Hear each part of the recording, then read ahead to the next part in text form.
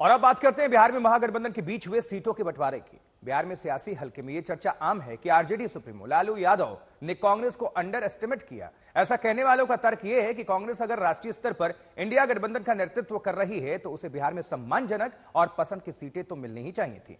लालू तेजस्वी की सोनिया राहुल से जिस तरह की केमिस्ट्री है उसे देखते हुए ही लोगों को कांग्रेस को 9 सीटें देने पर आश्चर्य हो रहा है। आश्चर्य इस बात का भी है कि कांग्रेस ने पप्पू यादव को पूर्णिया से सीट देने का कमिटमेंट करके उनकी पार्टी का कांग्रेस में विलय कराया और फिर भी लालू ने पूर्णिया सीट अपने खाते में रखी और बीमा भारती को प्रत्याशी बना दिया।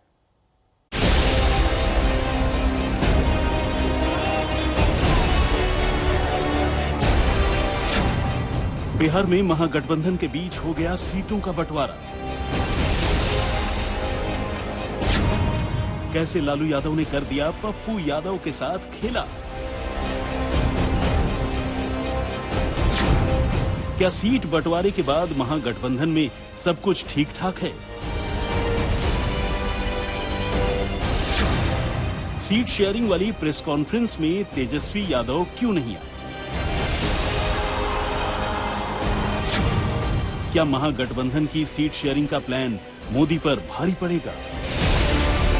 लोकसभा में सीटों के हिसाब से बिहार एक ऐसा राज्य है जो दिल्ली की कुर्सी के लिए बहुत अहमियत रखता है, क्योंकि बिहार में लोकसभा की 40 सीटें हैं और इसलिए मोदी के टारगेट 400 के लिए बिहार में बाजी मारना भी बहुत जरूरी है। लेकिन अब की बार बिहार में इंडिया गठबंधन भी मोदी के टारगेट में अड़ंगा लगाने के लिए सारे प्लान तैयार कर रहा है। लेकिन क्या विपक्ष मोदी के खिलाफ अपनी रणनीति में कामयाब हो पाएगा? बिहार में इंडिया गठबंधन की सीट शेयरिंग फॉर्मूला क्या कहता है? क्या बीजेपी को नीतीश के एनडीए में वापस आने का फायदा मिलेगा? क्या अब की बार लोकसभा की लड़ाई में तेजस्वी कोई कमाल कर पाएंगे? क्या बिहार में अब की बार लालू की प्लानिंग से चुनावी गणित बदलेगा? जी हां, ये वो सवाल हैं जो इस वक्त बिहार से लेकर देश की राजनीति में रुचि रखने वालों के दिमाग में चल रही है। और आज बिहार में इंडिया गठबंधन ने सीटों का बंटवारा फाइनल कर दिया। बिहार की 40 सीटों में से आरजेडी 26 सीटों पर चुनाव लड़ेगी, जिसमें औरंगाबाद, गया, जमुई, नवादा, सारण, पाटलिपुत्र, बक्सर, उजियारपुर, जहानाबाद, दरभंगा, बांका, अररिया, मुंगेर, सीतामढ़ी, झंझारपुर, मधुबनी, सिवान, शिवहर, वैशाली, हाजीपुर, सुपौल, वाल्मीकि नगर, पूर्वी चंपारण, पूर्णिया, मधेपुरा, गोपालगंज शामिल है। कांग्रेस बिहार में 9 सीटों पर लड़ेगी, जिनमें किशनगंज, कटिहार, समस्तीपुर, पटना साहिब, सासाराम, पश्चिमी चंपारण, मुजफ्फरपुर, भागलपुर, महाराजगंज शामिल है। बिहार में लेफ्ट 5 सीटों पर चुनाव लड़ेगी, जिनमें आरा, काराकट, नालंदा, बेगूसराय और खगड़िया शामिल है। आज पूरा महागठबंधन दल आपके समक्ष है और ये परिणति है एक प्रगतिशील विकल्प देने की, एक जुमले के खिलाफ हकीकत की राजनीति की, एक रोजगारोन्मुख जिसकी लंबी लकीर तेजस्वी जी ने खींची है, उस लकीर के इर्द गिर्द एक वैकल्पिक राजनीति राष्ट्रीय स्तर पर भी सुनिश्चित किया जाए। इसकी मैं समझता हूं कि उसकी छाप आप इस सीट एलोकेशन में महागठबंधन में देख रहे हैं। बिहार में इंडिया गठबंधन ने सीटों का बंटवारा तो कर दिया, लेकिन हर कोई सवाल कर रहा है कि सीट शेयरिंग वाली प्रेस कॉन्फ्रेंस में तेजस्वी यादव क्यों नहीं आए? और जैसे ही सीट शेयरिंग के ऐलान के बाद पूर्णिया सीट आरजेडी के खाते में गई और ये तय हो गया कि पूर्णिया से पप्पू यादव का टिकट कट चुका है, तो पप्पू यादव ने फौरन अपनी भड़ास सोशल मीडिया पर निकाल दी।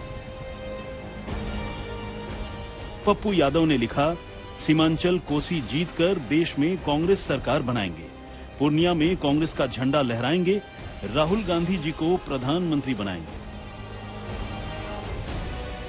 कहा जा रहा है कि पप्पू यादव पूर्णिया में डटे हुए हैं, लोगों के बीच घूम रहे हैं और पूर्णिया सीट से फ्रेंडली फाइट की भी दावेदारी कर रहे हैं।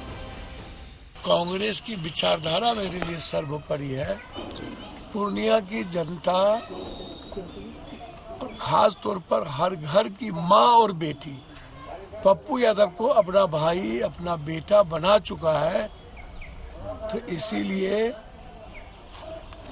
निर्णय कभी नहीं बदलता। और एक ही बार मैंने कह दिया है कि दुनिया छोड़ देंगे, पूर्णिया नहीं छोड़ेंगे। आपको बता दें कि महागठबंधन की सीट शेयरिंग वाली प्रेस कॉन्फ्रेंस में जैसे ही मीडिया ने पप्पू यादव को लेकर सवाल पूछा तो आरजेडी के नेता मनोज झा उससे कन्नी काट गए और पप्पू यादव के नाम पर ही प्रेस कॉन्फ्रेंस खत्म हो गई।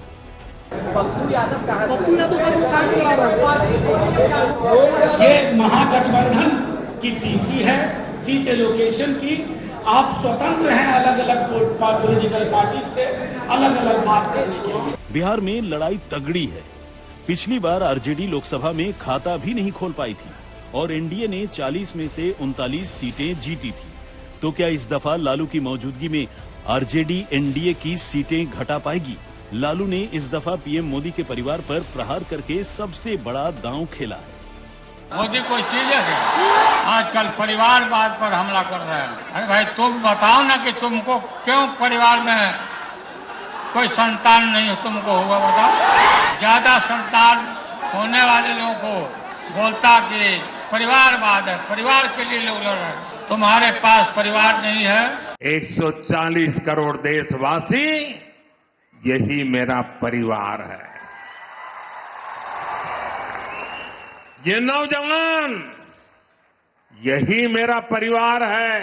जिसका कोई नहीं है वो भी मोदी के हैं और मोदी उनका है। मेरा भारत, मेरा परिवार। बिहार में शुरू हुई परिवार वर्सेस परिवारवाद की लड़ाई किसको फायदा पहुंचाएगी, उसका भी टाइम बस आने ही जा रहा है, क्योंकि 19 अप्रैल से लोकसभा चुनाव शुरू हो रहे हैं। आज तक ब्यूरो।